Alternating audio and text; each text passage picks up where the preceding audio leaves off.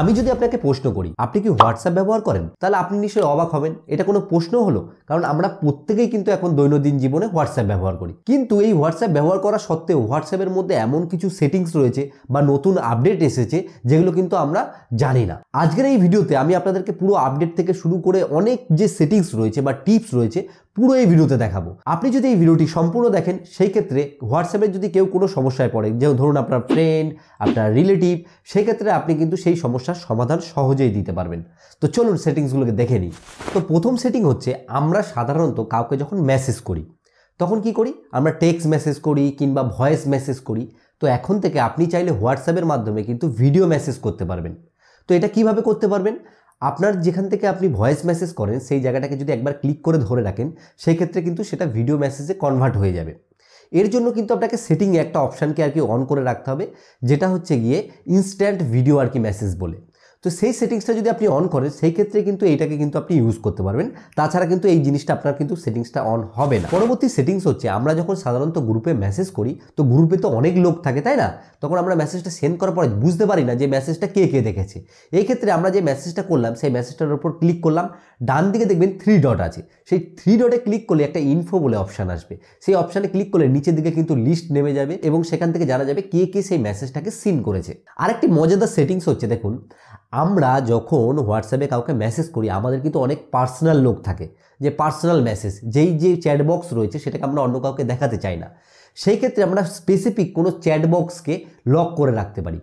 এক্ষেত্রে আমাদের কি করতে হবে, সেই মেসেজের যে কন্ট্যাক্ট রয়েছে তার উপর যেতে হবে এবং সেই কন্ট্যাক্টে যাওয়ার পরে তার প্রোফাইলের উপর ক্লিক করলেই, একটু স্ক্রল করলে কিন্তু চ্যাট লক বলে অপশান আসবে। সেখান থেকে আপনি সরাসরি ফিঙ্গারপ্রিন্ট বা আপনার যে লক রয়েছে সেটা দিয়ে কিন্তু সরাসরি লক করে নিতে পারবেন। স্পেসিফিক সেই প্রোফাইলটাই কিন্তু হোয়াটসঅ্যাপে লক হবে, বাকি যেসব প্রোফাইল রয়েছে সেগুলো কিন্তু আপনি এমনি নর্মালি ইউজ করতে পারবেন।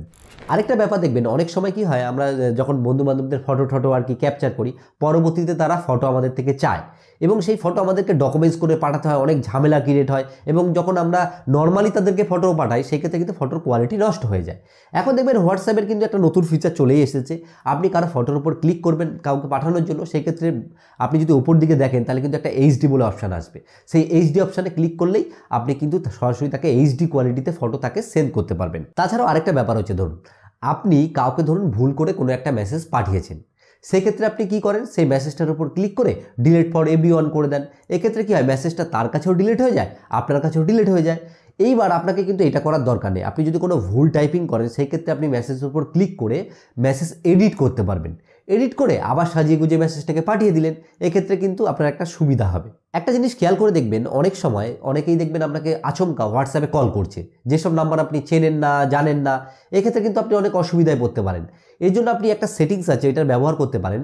এই সেটিংসটা হচ্ছে গিয়ে আননোন কল সাইলেন্ট বলে। মানে কোনো অচেনা লোক যখন আপনাকে হোয়াটসঅ্যাপে কল করবে তখন সেই কলটা কিন্তু সাইলেন্ট হয়ে যাবে। এক্ষেত্রে কিন্তু আপনি যে ডিস্টার্ব সেটা কিন্তু কখনোই হবেন না। এখন থেকে আপনি চাইলে হোয়াটসঅ্যাপে একটা জিনিস করতে পারেন, যেমন ধরুন জুমে যেমন মিটিং হয় ভিডিও কল মিটিং, সেরকম আপনি কিন্তু কল লিঙ্ক বানাতে পারেন। যে আপনি একটা কল লিঙ্ক তৈরি করলেন এবং সেই লিঙ্কটা আপনার যেসব বন্ধুবান্ধব রয়েছে কয়েকজনকে পাঠিয়ে দিলেন। তো সেই লিঙ্কে ক্লিক করে আপনার যে ভিডিও কল সেশন রয়েছে তার মধ্যে কিন্তু তারা জয়েন হতে পারবে। এই ক্ষেত্রে কী হবে বলুন তো, একটা কোনো ক্লাস নেওয়ার ক্ষেত্রে কিন্তু এই সেটিংসটা অনেক বড় কিন্তু হেল্প করবে। ধরুন আপনি কোনো একটা গ্রুপের মধ্যে আছেন এবং গ্রুপের মধ্যে অনেকে অনেক মেসেজ করছে এবং আপনি চান যে কাউকে একটা প্রাইভেটলি মেসেজ করতে। সেক্ষেত্রে আপনি তার উপর যে মেসেজটা করেছে তার উপর ক্লিক করে রিপ্লে প্রাইভেটলি বলে লেখা আসবে, সেটা ক্লিক করে তাকে ডাইরেক্ট মেসেজ করতে পারেন। সেই ক্ষেত্রে কিন্তু সেই মেসেজটা অন্য কেউ কখনোই দেখতে পাবে না। একটা জিনিস খেয়াল করে দেখবেন, অনেক সময় আমরা চাই না যে কারো হোয়াটসঅ্যাপ নাম্বারকে সেভ করতে, কিন্তু আমি তার সাথে কিছু ফটো নিতে চাই বা তার সাথে কিছু কথা বলতে চাই, কিন্তু আমি নাম্বার সেভ করতে চাই না। সেক্ষেত্রে আমাদের কিন্তু একটা সহজ রাস্তা রয়েছে। আমরা যে কারোর ইনবক্সে যাব, ইনবক্সে গিয়ে সেই নাম্বারটাকে পেস্ট করব এবং মেসেজে সেটাকে সেন্ড করে দেবো এবং তারপরে সেই নাম্বারের উপর যদি আমরা টাচ করি, সেক্ষেত্রে কিন্তু সরাসরি আমাদেরকে চ্যাট উইথ হোয়াটসঅ্যাপ বলে লেখা আসবে। তারপর ক্লিক করলে কিন্তু আমরা সরাসরি হোয়াটসঅ্যাপে গিয়ে তাকে মেসেজ করতে পারবো। এই ক্ষেত্রে কিন্তু আমাদের নাম্বার সেভ করার কোনো প্রয়োজন নেই। আপনি যদি মনে করেন যে হোয়াটসঅ্যাপ যে আপনার রয়েছে সেগুলো আপনি 2-3টে হোয়াটসঅ্যাপ ইউজ করতে চান, সেক্ষেত্রে কি হতো, আগে যে অনেক রকমের ক্র্যাক হোয়াটসঅ্যাপ আমাদেরকে ইউজ করতে হতো বা প্যারালাল স্পেস ইউজ করতে হতো। এখন সেসবের দরকার নেই। আপনি আপনার একটা হোয়াটসঅ্যাপ অ্যাকাউন্ট দিয়ে অনেকগুলো হোয়াটসঅ্যাপ অ্যাকাউন্ট অ্যাড করতে পারবেন। তো আপনি যদি সেটিংসে চলে যান, সেখানে কিন্তু অ্যাড অ্যাকাউন্ট বলে একটা অপশান পাবেন। সেই অ্যাড অ্যাকাউন্টে ক্লিক করে আপনি কিন্তু নতুন নাম্বার দিয়ে সেখানে কিন্তু নতুন হোয়াটসঅ্যাপ অ্যাকাউন্ট অ্যাড করে নিতে পারেন। সেক্ষেত্রে কী হবে, ওই একই অ্যাপ্লিকেশন দিয়ে আপনি 2-3টে হোয়াটসঅ্যাপ অ্যাকাউন্ট ব্যবহার করতে পারবেন। আপনি যদি খেয়াল করেন দেখবেন অনেক সময় অনেকে কি করে যে আপনাকে আচমকাই কোনো গ্রুপের মধ্যে অ্যাড করে দেয়, যেসব গ্রুপে আপনার যাওয়ার কোনো প্রয়োজনই নেই। এই ক্ষেত্রে আপনি কিন্তু অনেকটা বিরক্ত প্রকাশ করেন। আপনি এক কাজ করতে পারেন, এই সমস্যাটার সমাধানের জন্য আপনি সেটিংয়ে গিয়ে গ্রুপে গিয়ে সেখানে দেখবেন একটা অপশান পেয়ে যাবেন কন্ট্যাক্ট বলে। আপনি সেই কন্ট্যাক্টটা সিলেক্ট করে রাখবেন। এই ক্ষেত্রে কী হবে, আপনার যেই নাম্বারগুলো আপনার ফোনে সেভ করা আছে তারাই কিন্তু আপনাকে নতুন গ্রুপে অ্যাড করতে পারবেন। বাইরের কেউ হঠাৎ করে আপনাকে কিন্তু হোয়াটসঅ্যাপের কোনো গ্রুপে কখনোই অ্যাড করতে পারবেন না। আমি অনেককে দেখেছি একটা জিনিস হয় যে নতুন যখন ফোন নেয় সেক্ষেত্রে আগে যে হোয়াটসঅ্যাপ ছিল সেই মেসেজগুলো সে কিন্তু আর ফিরে পায় না।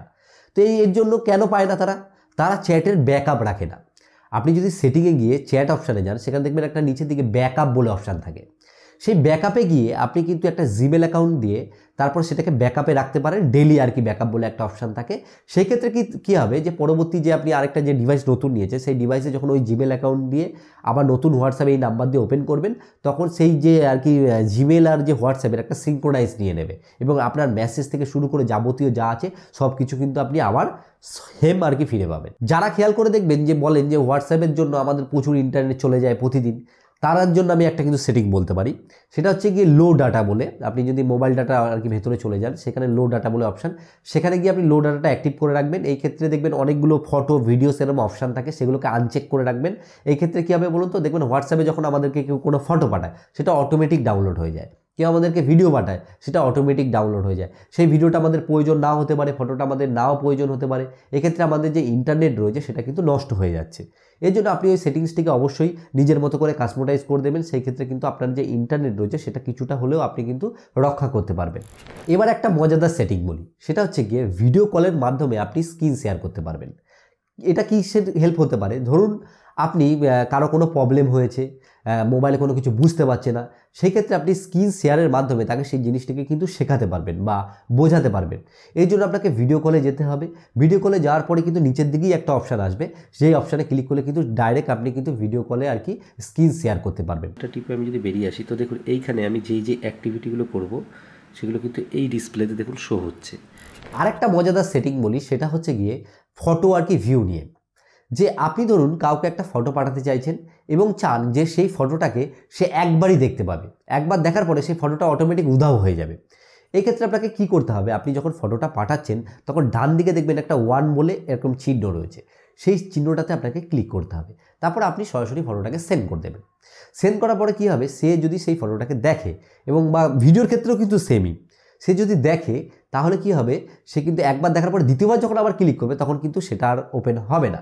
এক্ষেত্রে কিন্তু আপনি কাউকে একবার একটা কিছু পাঠিয়ে মজাটা নিতে পারেন।